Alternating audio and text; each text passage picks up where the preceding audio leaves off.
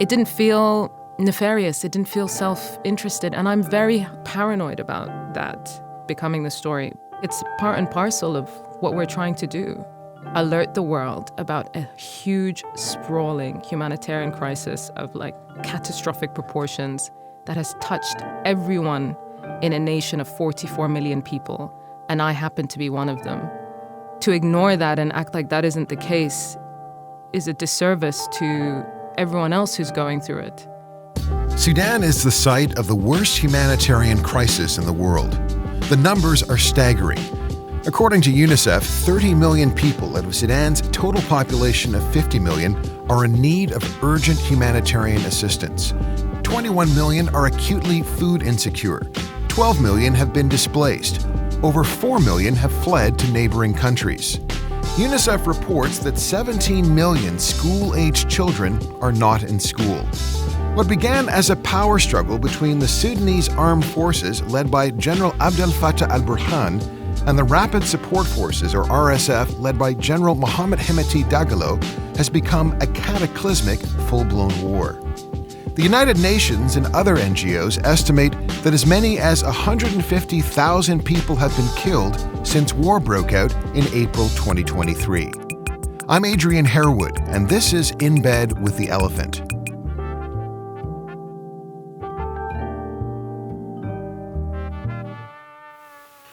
On October 26, 2025, after a brutal 18-month-long siege in which it cut off all food and medicine supplies to El Fasher, a city of 1.5 million people in North Darfur State, the Rapid Support Forces, or RSF, a paramilitary force backed by the United Arab Emirates, captured the largest city in North Darfur and the last major urban center in the state under the control of the Sudan Armed Forces. The next day, on October 27th, the Sudan Armed Forces withdrew, leaving hundreds of thousands of civilians trapped and at the mercy of a marauding, unforgiving force. There have been reports of massacres of thousands of civilians being carried out by the RSF, mass killings in hospitals. The Yale Humanitarian Research Lab has reviewed satellite imagery, which suggests that summary executions and ethnic cleansing targeting non-Arab communities has taken place in El Fasher. Throughout the horror, journalist Yousra Elbagir has not stopped telling the stories of Sudan and the Sudanese people. Over the last decade, Elbagir has established herself as one of the most respected and celebrated foreign correspondents of her generation. The Sudanese-British Sky News Africa journalist has told riveting human-centered stories across the African continent and around the world, often from the front lines of the major conflicts of our time. Most famously, she has been one of the few journalists to consistently get access to Sudan, a country close to her heart. Early on in her career, Elbagir distinguished herself with the quality of her reporting. In 2016, she was awarded the Thomson Foundation and Foreign Press Association Young Journalist Award. Yousra Elbagir comes from a storied family of journalists. She's part of the third generation of journalism practitioners. Her older sister Neema is CNN's chief international investigative correspondent. Her father, Ahmed Abdullah Elbagir, was a pioneering journalist who was the publisher of the Sudanese newspaper El Khartoum. Her mother, Ibtisam Affan, was the first female publisher in Sudan. Yousra Elbagir was recently in Ottawa to deliver the prestigious Peter Stursberg Foreign Correspondence Lecture, sponsored by the School of Journalism and Communication at Carleton University. She joined us in our studio. Yousra Elbagir, welcome to In Bed with the Elephant. Thanks for having me. It's good to be here. I want to give you a couple of names, and as soon as I say those names, I want you to tell me the first couple of things that come to your mind. Flipter. Ah, great rap. Style and grace. Yeah. Yeah, he's great. Samani. Samani's like my little brother. So I would say little brother, prodigy, and a great soul. You took a breath there when you said his name. I love him. I just saw him after years, and he's just an amazing young man. And I've been honored to watch him just get better and better every day, every year. Sudan. Oh, that's Sudan's my first love. My first and persisting love.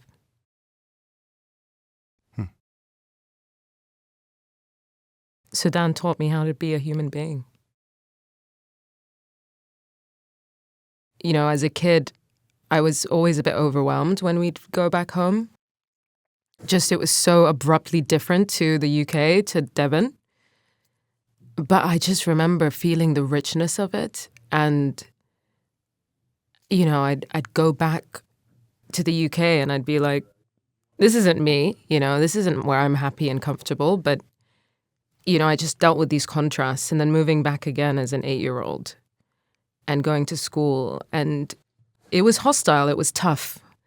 I was bullied. It was just very disorienting. And it was actually, you know, there was a war happening in Darfur while we were in school and we weren't told about it. In the early 2000s. In the early 2000s. As I got older, going back home to Sudan and eventually moving back and working there as an adult, you know, the city I was born in, it recharges me in a way that I can't really explain. I go, every time, even during the course of this war, I go back home and I feel like I'm exactly where I'm meant to be, doing exactly what I'm meant to be doing. I feel the call, you know, I go back when I'm meant to be back. So I moved back and I took it all in, you know, in my early 20s. And then I went back to the UK and then I moved back just before the revolution started. Just even being at Sky News at this time and being able to kind of cover this war with such a great infrastructure and being able to throw myself in, I just feel like I kind of get Sudan. Sudan gets me. And it's a tough relationship, but it's a relationship that's made me who I am. And yeah, I love my country. You spent your formative years there. You arrived, you said you went back when you were about 8 or 9 years old. What did Sudan teach you? What did you know after kind of settling in Sudan that you didn't know before? Warmth, care, you know, love. It's like, you know, there's a crisis and the whole neighborhood shows up. My grandfather's funeral when I was 6 years old, it was the first kind of loss I experienced that was close. And everyone was there.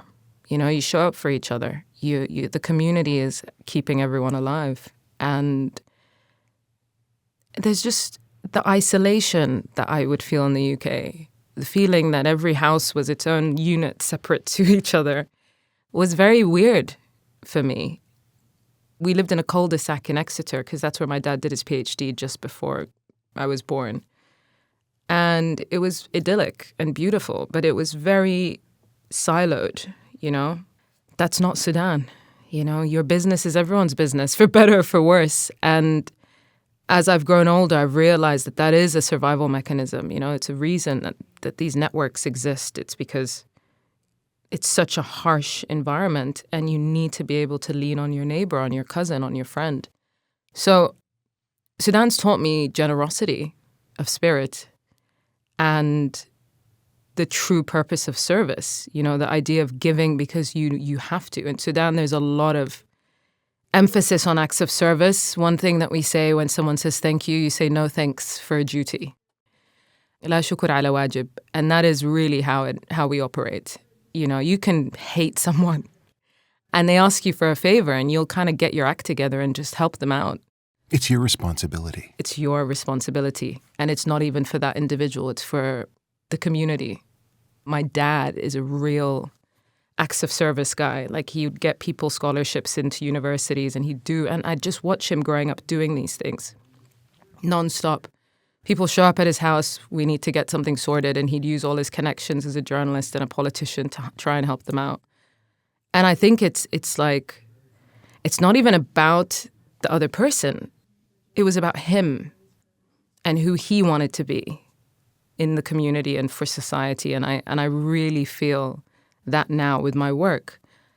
I'm not a martyr, you know, I'm not just doing this to sacrifice myself at the altar of some cause. I'm doing this for my own soul, for my own benefit. And that's what Sudan taught me. You give for others, but fundamentally for your own health and for your own sense of well-being. I would imagine also that your father was operating in a tradition. This was heritage. This is the way in which the Elbagirs operate. Yeah. This is who you are as a family. Yeah, I mean, that's, you know, you don't lament your privilege, you share your privilege. That's always how it's been. My dad has been working since he was 14 years old. He came from the village, ended up being a senior advisor to the Minister of Foreign Affairs at 21. He did that off his own back. He did that out of sheer ambition and drive and wanting to be a part of this new independent nation.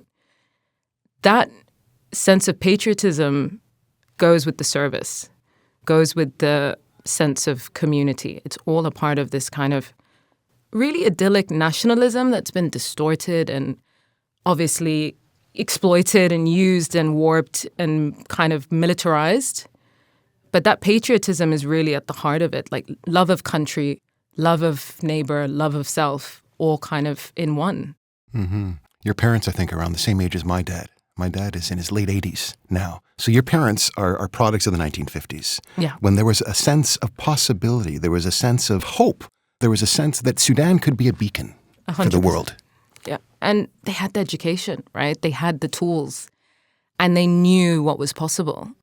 And when I moved back after graduating and I'd be in my room and I was pitching these features and really getting into Sudanese culture, and I'd be listening to songs they listened to in the 70s. And they were so happy that I was like enjoying Sudan's golden era, what they lived and what they felt. And every song and every kind of poem and novel was full of that promise that this is a great nation with great possibilities. You know, it's not isolated or alienated from other great nations and other possibilities. And it was this kind of Pan-African, Pan-Arab, you know, we were straddling these two regions so well. And eventually that kind of got derailed. And there was this focus on this kind of Arab nationalism project that was ultimately, I believe, the foundation for a lot of the ethnic violence and the war crimes we're seeing across the country, the idea of an Arab state, and that the peripheries are to be crushed. So it's crazy to feel the optimism of what they were working towards and what it ended up being. And I think I had that same experience in the revolution, covering it with everyone, myself being young and having no experience of another president, and reporting on it, being part of the story, in that I also wanted to see change in my country, and I couldn't deny that. And seeing what it became in this war, but knowing that it's not been usurped in its entirety, because that revolutionary spirit is what's keeping people alive through the emergency response rooms and through the mutual aid. I think before I kind of blame them. Your parents' generation. My parents' generation for not seeing not looking ahead. Not seeing the pitfalls? Not seeing the pitfalls, not seeing the Islamist project. I mean, they were always kind of against the Islamist project, but not seeing how that was encroaching on what they were building and essentially engulfing it. But I see that hijacking is just a part of what always happens, and that we also had this amazing revolution. They had 2 revolutions before ours. So I think my parents now and that generation are extremely heartbroken because they see this as the failure of their life's work, that what they were building has just crumbled into this war. And whatever we're feeling, having experienced the revolution, they felt like tenfold.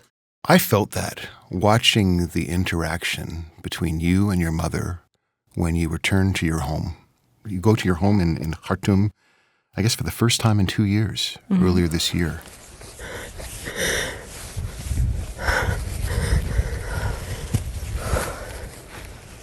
It's just so much grief. And at the same time, I know it could have been much worse. They could have been here when these guys came in.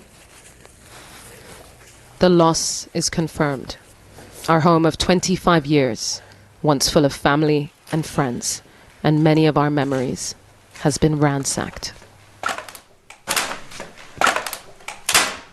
Now a wasteland of all we cherish.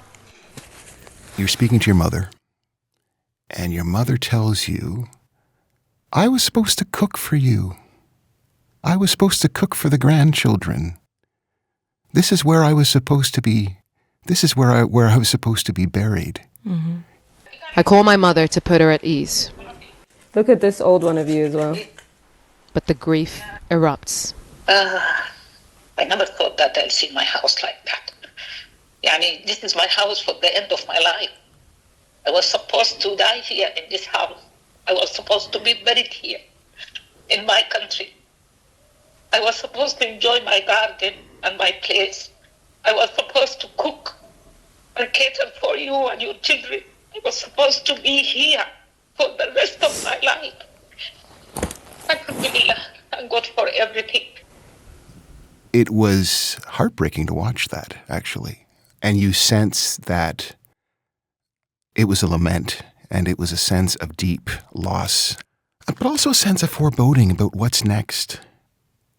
As a daughter, what was it like for you to hear your mother tell you that, convey what she was feeling in that particular moment? I mean, I was just sobbing. I think you can hear me sniffing in the frame. When we were going to the house, I didn't even think there'd be signal to call her. I thought I would just have to kind of absorb it and then relay everything later. And when I got there and I saw that I had full bars, I called her and she didn't know I was there because I rarely tell my parents when I'm going into Sudan. I wait until I'm like half done or pulling out just for their sanity. They're getting older. I don't want them to lose sleep. And I said, Mom, I'm on the steps of our home. And she thought I was in Joburg. And I said, no, Mom, our home. Where you're based? Yeah, right. Where I'm based. And I said, no, Mom, I'm on the steps of our home in Khartoum. And she just took in such a huge breath of air and was just like, oh my gosh. And so before we even got to that point of her expressing herself, she actually just was asking me about every single thing that was looted. Is this there? And I'd be like, no, Mom. Is this there? Is this there? We went through to the kitchen. Did they take this? Yes. So we just went through this checklist of her belongings, like the stuff she'd accrued for years, for 25 years in that house. And then we kind of just stopped and I just said, Mom, how do you feel? And I felt this eruption of 2 years of grief from her. And, she just let it out. And afterwards, I obviously was checking in the next few days. And she said that she actually felt better having expressed that. That she finally could kind of cry over her home, really, in confronting the reality of what she'd lost. Because the home had been ransacked. It had been completely destroyed. Completely ransacked. There's even a crack in the building because a missile landed next door. I mean, my mum, very typical Sudanese auntie, like her kitchenware is like her, it's her treasure. Like it's years and years, like my sister's wedding, my brother's wedding, all of this stuff that she collected that for her signified all these pivotal moments in our lives, for the different gatherings she hosted in that house. That was really hard for her. And then, my dad actually went a bit radio silent around it, didn't really want to watch it, and then 2 days later asked me about his suits that he'd been collecting for years, that represented different meetings and different moments and different ceremonies. And every single tie, all the gifts, we all would buy him ties, and it, the photos were great to have, because I had been under a bridge in the trip just before that and saw people's baby photos under the bridge. So I wasn't even expecting that our photos would be there. I was really pleasantly surprised and happy, and it did hammer that point home of the memories, the people that you're with, and that's, it's who you wear the suit with, it's not the suit. But it doesn't make it easier to see, what you love destroyed, and it doesn't make it easier when the things that you love and have collected are gone. But I shared that because we were just one of millions, right? One family out of millions of families, not just in Khartoum, in cities across central Sudan and cities across the West, who lost everything. You know, all the physical things that they collected in their lives that they'd worked to buy and have. These spaces that are so meaningful. You went to the Omdurman market, a market that you'd frequented many, many times over decades. This is Souk Omdurman, one of the most iconic marketplaces in the capital, if not the country. Used to be this bustling sight of people pouring out of storefronts that have been owned for generations. And this is what's left of it. Bullet holes through buildings, shelled balconies, bullet cases on the floor, unexploded ordnance. It's just a wasteland. Unbelievable to think that this is what's left of a place that many people from Sudan remember so fondly. The market was the first big shock. I think, you know, we spend a lot of time agonizing over what it looks like and what it is and how much is left. And then when you're confronted with the actual, you know, the scars, the picture of loss, you see the things destroyed, you see the signs.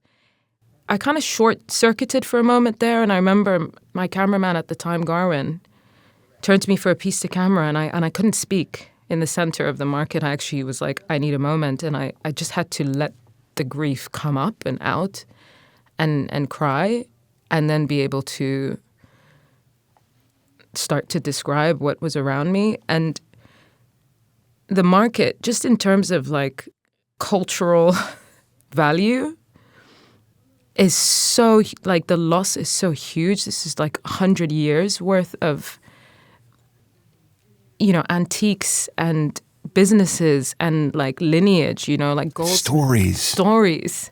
You know, one of the things I loved about Souk Omdurman is that you'd walk through and there are like clusters of people hanging out in different shop fronts, and you go to this guy and he'll take you to the next guy. I don't have it, but my friend has it.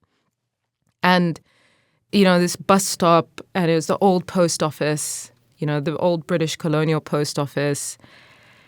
You know, these places aren't brick and mortar, right? They're like intersections and points of movement that have just carried so much, you know, living memory for so long. So it definitely felt like our collective space and our collective memories had been completely assaulted. And I don't want to just say destroyed, because I think destroyed has like a finish. It's like an ongoing assault. And the market, and then the homes, and then my home, it's almost like a micro and then macro. So I kind of, I come into things really wide scale. So we did the market, and then we were doing people's houses, and then eventually it was my house, you know? And then we do North Darfur, we do Chad, and then we get into North Darfur, and then we're doing El Fasher.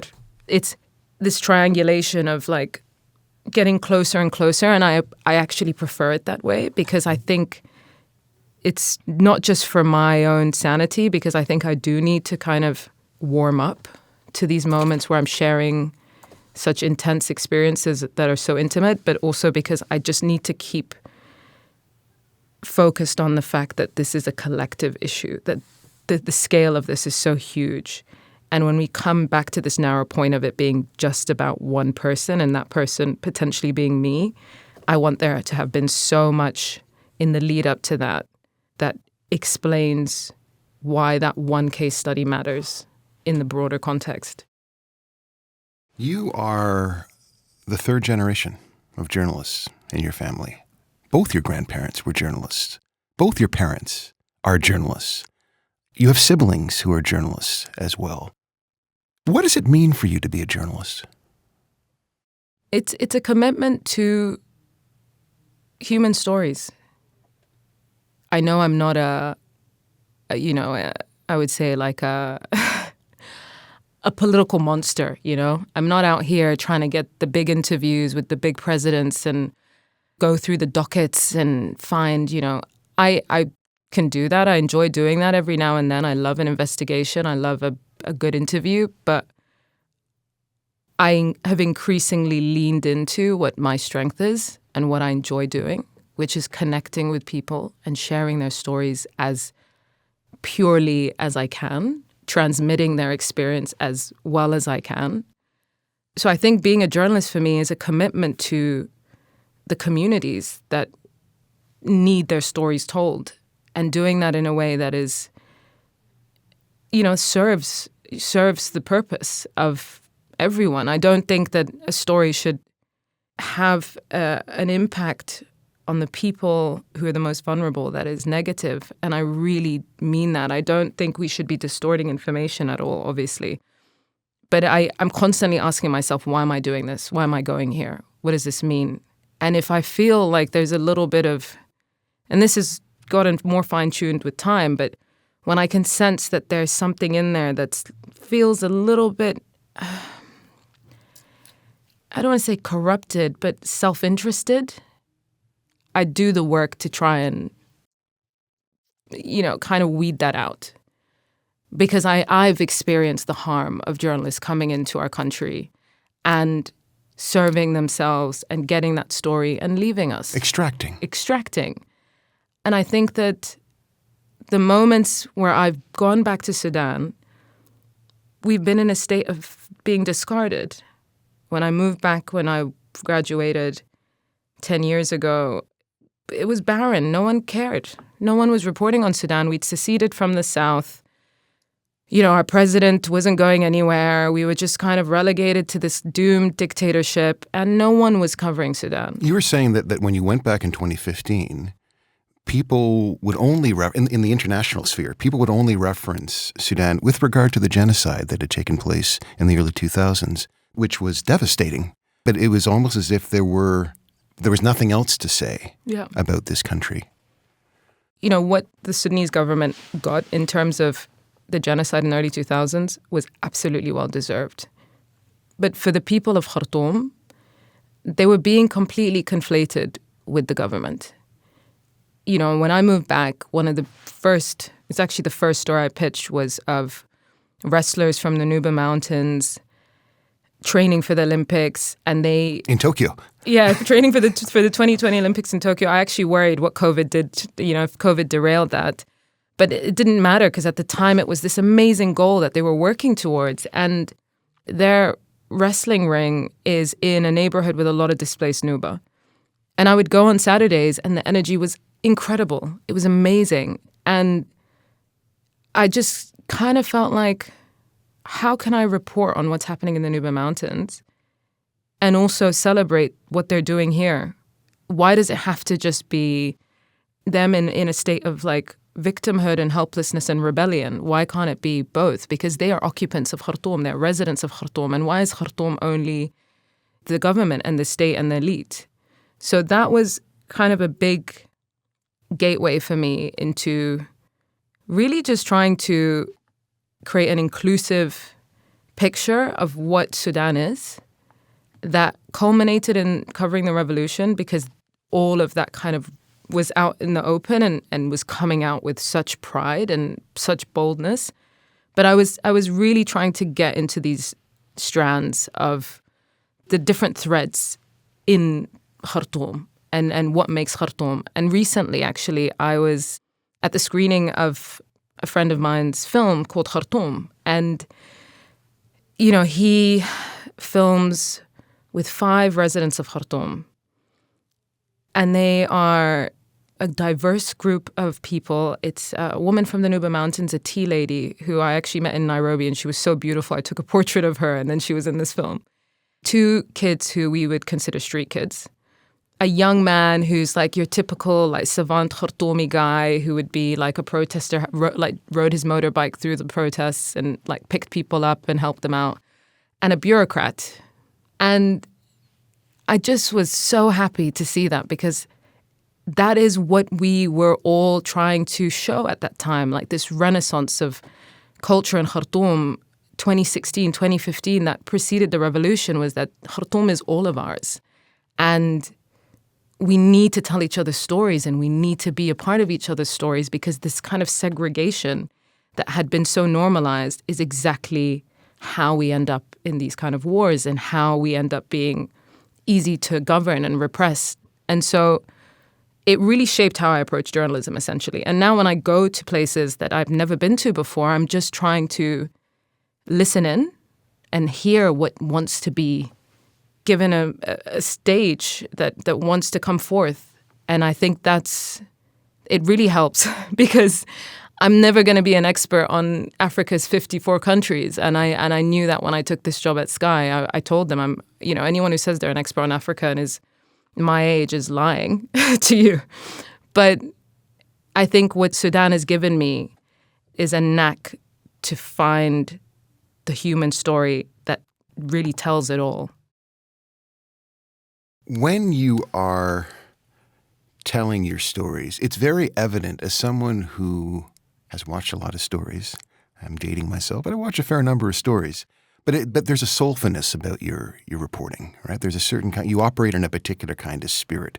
And I think particularly when you're telling stories about Sudan, it's very evident that you are not this detached observer, right? That you are connected somehow to the story.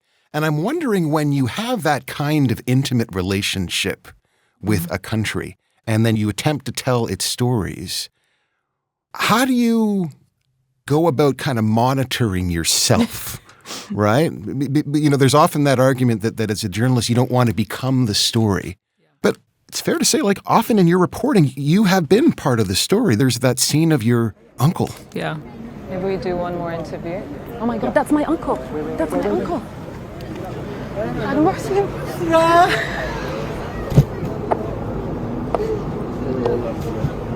حالك الحمد لله على السلامة الله يحفظك ما عرفك كنت جيت عرفنا امبارح والله الحمد لله. You're telling the story of people leaving the city of Khartoum, and at that moment you're trying to figure out a way to get back to Khartoum to basically rescue your parents from that situation, and you come across your uncle. And this is captured on film. Yeah, it's live. It's live. Yeah. It's live. It's an incredible scene. Yeah. And the two of you are kind of both overcome with emotion. You record that. We see that. There are other moments where it's very clear that you are engaged emotionally. How do you kind of manage that? So by the time I'd seen my uncle, I'd run into 3 people on the way. So in Djibouti, I was told there's an NHS doctor to interview at the hotel. I go and it's an old friend. And off camera, we hug and we sob and then we sit down for the interview. Then I go and do an interview with a school teacher. She turns out to be the primary school teacher of my old school in Khartoum. And then I run into a friend in transit in Addis Ababa, So by the time I'd seen my uncle, and I knew before we climbed onto that ferry, that vessel, that I was going to see someone. I had this feeling of dread. I was just like, who's it going to be this time? I'd never thought it would be him because last I'd heard he was still in Port Sudan. I didn't know he'd managed to get out. It was so organic. I mean, I just dropped everything. I forgot I was even being filmed because we were live on air and just rushed to him. And, the choice I was asked after, can we clip that up and share it on digital? And I was just like, sure. It didn't feel nefarious. It didn't feel self-interested. And I'm very kind of paranoid about that, as I think a lot of journalists are, about becoming the story. But it fundamentally feels dishonest to act like I'm not a part of the story, that this isn't my life, that I'm not dealing with this 24/7. And I also think it's about questioning my intentions and why I'm sharing. And also the reality is I'm constantly asking people to share their own intimate, horrifying experiences. And so it just feels like it's part and parcel of what we're trying to do, which is to alert the world about a huge, sprawling humanitarian crisis of catastrophic proportions that has touched everyone in a nation of 44 million people. And I happen to be one of them.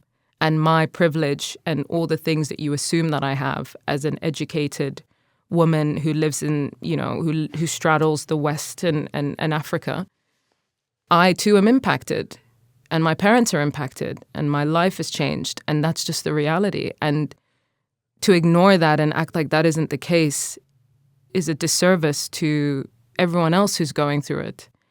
So it was tough, sharing the return to my home. I was incredibly anxious about it before we went in. I had an amazing team people who aren't just colleagues, who are close friends. And our approach was just keep rolling, because I don't want to clam up, I don't want to start being hyper conscious of what we're doing, because this is another layer of discomfort. And I actually think it's, facing bullets, being on the front line is much easier than what that experience was. It was really hard. I felt completely naked, and I had to just keep reminding myself why I was doing that and what it meant, and the fact that it was really for everyone and not about, my own family, but all the families, and not just the families in Sudan, all the families, Gaza, Ukraine, Yemen. I really just wanted to universalize such a horrifying personal experience. And it worked. And there was an outpour of support. There was an outpour of understanding, of empathy. And it felt worth it. But that morning when I woke up and it was on air, I can't tell you how grumpy I was. It was just like, it felt like doomsday, It was just like, oh my God, today's the day that I cry, like sob on air, for 5 minutes straight. Yeah. We're going to switch gears a little bit. The Rapid Support Forces captured El Fasher, the main city, biggest city in North Darfur, the largest city in North Darfur. And this is after having laid siege to the city for some 18 months. Mm-hmm. The last 18 months we've been hearing horror stories about hundreds of thousands of people basically being starved to death, suffering under this squeezing action, essentially, that's taking place. We have been hearing and seeing images of some horrifying stories of what's going on there right now. It seems to be just a systematic slaughter. Mm-hmm. What's the latest news that you're hearing from El Fasher and from North Darfur right now? What are your contacts telling you? The people leaving El Fasher are so traumatized and disoriented from what they went through to escape and what they saw in their own city that some of them don't even remember their own names. That's what aid workers in the nearest displacement shelter, Tawila, are saying. One man we interviewed who was held in a nearby town said that they would kill off people in front of them and make them bury them with their own hands. And that a lot of the killings were based on ethnicity. They'd ask someone what their ethnicity is. They'd respond. Depending on the answer, they'd kill them or they wouldn't kill them. And what's so terrifying about that is the erraticness of it. It's a systematic killing that is completely on the whim of each militiaman in the Rapid Support Forces. So one man might be amenable to a certain tribe and one man won't be. But predominantly what we are seeing is that it's Arab nomadic tribes that are aligned with the Rapid Support Forces from Darfur that get a free pass. And the non-Arab tribes, Zaghawa, Masalit, Fur, they call them Nuba, they call them slurs, slave, all these anti-black slurs, and they kill them. And then Arabs who are from the center of Sudan, the areas that they've been trying to capture, where they've committed mass, sexual violence and murder, they'll kill them off as well. Because a big part of the Rapid Support Forces' contention with the Arabs in the center of Sudan is, why are you a part of the state? And we've been relegated and used by Omar al-Bashir's government, the former dictator, to crush rebellions in the West. Why don't we get a piece of the pie? The west of Sudan. The west of Sudan. So I still don't believe we've even touched the surface. We've even scratched the surface of what happened in El Fasher. I mean, how do you explain the viciousness of it? What accounts for the level of brutality? What's going on there? The time that I've spent with the Rapid Support Forces, a very short period of time, 2 days in captivity 2 years ago when we were trying to get into West Darfur, there is a real electrifying bloodthirst. It's just ruthless. It's almost rabid. There has been such a long period of arms proliferating in the west of Sudan, and competition over land, and revenge killings, and tribal rivalry. And when Umar al-Bashir armed them, When they were the Janjaweed, it was very clear it was based on their entitlement to this Arab identity, that they were better than. I asked one of them when I was being held, did Umar al-Bashir arm you because you're Arab? And he said, of course Umar al-Bashir armed us because we're Arab. So Ahmed Bashir used them without giving them initially a real stake to the state, and then he kind of fed this Janjaweed militia into becoming a paramilitary group and gave them bases and land, and then they worked as a border guard, and then they went to Yemen and fought with the UAE and Saudi against the Houthis and developed their relationship with the UAE that kind of emptied this full military support and political support from the UAE. It's a monster that has been fed for 20 years. And the violence that they committed back then, in 2003, in the early 2000s, that everyone was horrified by, has multiplied in an extreme way. For me, it's a combination of entitlement, bitterness, bloodthirst, and just this need to dominate. And I also feel very strongly that civilians have been caught in this game where armed groups and the military just kind of these shifting alliances and, arms exchanging hands and different fatigues. But ultimately, on the ground, they will cut deals and people will withdraw and the civilians will just be left to die. And that's what we saw with Al-Fashir. We saw a real, honestly, weird withdrawal of the military in the final hours. The senior officers and commanders left troops behind to keep fighting, abandoned command. We're told of deals on the ground where the withdrawals in armored cars happened days before the city actually fell. And this isn't the first time that we see this. There have been other towns and other cities where the withdrawal has been very abrupt and civilians are then massacred. And it just brings me back to this point that this extreme militarization that has given birth to the rapid support forces and has created such a war-focused state has completely laid waste to civic society and the country. I think what you're also saying is that the army is not the protector of the people. The army's not there for the civilian population. The army essentially is there for itself. And that the people, the civilians, are the playthings of both rapid support forces and the army, who are competing for resources. They're competing over economy. Like, one thing people need to know is that there's a lot of gold in North Darfur. And in the wake of South Sudan seceding from the state, and the state of Sudan lost, 90% of its oil resources in that gold became an increasingly important part of the economy. Maybe you could kind of elaborate a bit on that. Gold, uranium. Sudan's resources are its blessing and its curse, but mostly its curse in the last 20 years. But what Umar al-Bashir was doing in his kind of final years post the secession of South Sudan is that he was kind of selling the country off for parts. He was giving away land, 99-year leases to Gulf countries, including the UAE. He had started to talk to Russia about this port naval base in the Red Sea, the Flamingo naval base. He was cutting deals on gold mines. Livestock. All of this was happening pre-revolution.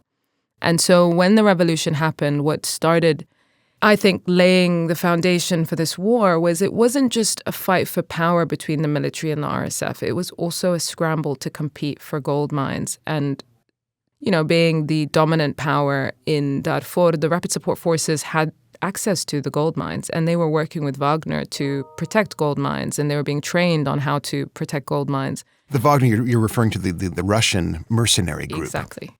Exactly. So they were working with the Russian mercenary group Wagner to secure their mines. So this was all happening in tandem. It's not just about political power, and it's not just about economic power. It's the combination. To be Umar al-Bashir's successor, you've got to have a grip of both. You can't just come in and think that you can do the business without doing the politics, because the politics gives you the impunity that you need to do the business. And the crimes that they committed during the revolution, the massacre of the protesting campmen on June 3rd, 2019, the continuous gunning down of protesters, peaceful protesters in broad daylight, the human rights violation that the world witnessed happen with a revolution that had captured the world's imagination, that was extremely beautiful. That meant that whoever came after needed to have the top spot. And Hemeti at this point, as the commander of the Rapid Support Forces, was essentially building a mafia. His businesses were booming. You had a militia for hire that was being used internationally, was being used in Yemen. Incredible recruitment drive, paying more than the army. Young men were scrambling to go to Yemen.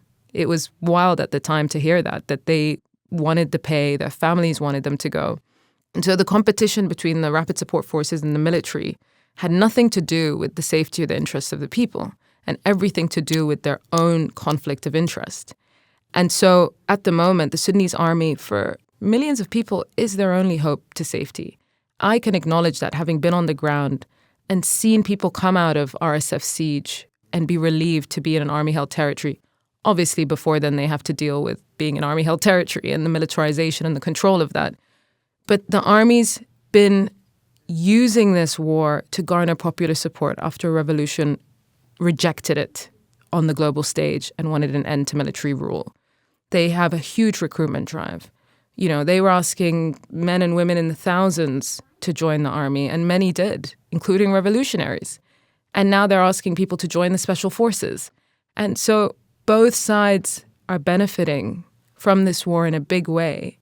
And one thing that has been coming up for me again is something that a really amazing Sudanese artist told me off camera, that you live two wars. You live the war when you're in RSF-held territory and the army's bombing you. And then you live the war where you're then the army takes over and the RSF is bombing you. And so there's just no escape for people right now. It's a catch-22, and you wait for the army to come in to protect you from the RSF, and then you spend your whole time dealing with the army and their checkpoints and navigating the intense security environment being bombed by the RSF. And the country that seems to be engaged in a game of double dealing, right? Of dealing sometimes with the RSF, and I guess it's also dealt with the army, is the UAE. Yeah. The United Arab Emirates has played a very, very insidious role in fomenting a lot of this discord within the country. They've been one of the beneficiaries of the destruction of a people and a country. I remember seeing this clip from a minister in the UAE saying, we have interests in Sudan. We have investment in Sudan in the billions of dollars. We have to protect our investment. That's what the UAE is doing, simply. The UAE is protecting its investments that predate the war, that have been, in place since Ahmed Bashir was in power. Investments in, like what? In land, in gold. At some point, the UAE was getting a lot of its meat from Sudan. Everyone wants a piece of our Red Sea coast. The UAE says a lot about the Muslim Brotherhood and the Islamists in Sudan. And I think people think that they are backing the RSF because they want a secular government in Sudan. And there is no ideological, mutual benefit. It is simply a financial relationship. And that was said to us on record, anonymously, by an RSF intelligence officer for an investigation we did into the UAE backing the RSF that came out in September. I asked him point blank, is there an ideological intersection? Is there something that they benefit from the RSF being in charge? And he said, this is purely an economic trade relationship. The RSF has now most of the gold mines in its territory. I mean, there are gold mines in the north that Egypt benefits from in army territory, but the gold mines in North Darfur are huge. Now they're also partnering up with rebel leaders in the Kordofans in the southwest. And those areas do have petrol, do have oil, do have resources that have been inaccessible to the state for a long period of time. So they're positioning themselves as the key merchants of Sudan. And I think when we think of the commander of the RSF, Hemeti, being a camel herder, it's been used in a diminutive way a lot in discourse in Sudan about him being illiterate and stupid. And I'm like, this guy is a savvy trader. And that's what he's doing now. He's trading with the lives of Sudanese people. He's trading with territories. And he is ultimately winning. In his game, he is. Is there a way out? Do you see, what do you see as being the way forward? Because right now we are watching in real time a genocide in Sudan. Tens of thousands of people being killed. Millions and millions of people being displaced from their homes. A lot of disruption. What's next? I mean, I've become quite cynical where I don't believe that we're going to be saved from this. I genuinely, my faith lives in the Sudanese people, in the mutual aid, in the survival mechanisms that have been in process of fine-tuning for decades of strife. I think pressure on the UAE at the moment is mounting, and I think that that is a really good thing. I think that countries like Germany, the UK, the US, who sell arms to the UAE need to understand that this comes at a cost.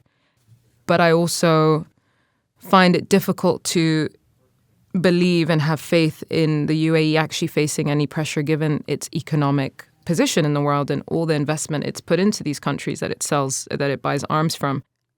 I'm really banking on people caring. I've been banking on that for a while. And just as I started to completely lose faith, my faith is slowly being restored in what I'm seeing and how people are responding to the fall of al-Fashir. But that care and that engagement has come way too late. And so it just means that at the moment, pressure needs to be on and everyone needs to be speaking about this. And there needs to be a concerted effort for policymakers in countries around the world to be told very clearly that they need to put pressure on both warring parties to end the war. Yousra Elbagir, thanks so much for joining us. Thank you. Thank you. You've been listening to In Bed with the Elephant, a production of Ricochet Media. Let us know what you think about our show by leaving a review on Apple Podcasts. You can follow the podcast on Apple, Spotify, Amazon, iHeartRadio, YouTube, or wherever you find your podcasts. The producer, editor, and sound engineer of In Bed with the Elephant is Dave Sarrazin. Executive producers, Ethan Cox and Andrea Houston. Music, Parker Harewood. Graphics, Connor Kaloran. I'm Adrian Harewood. See you next time.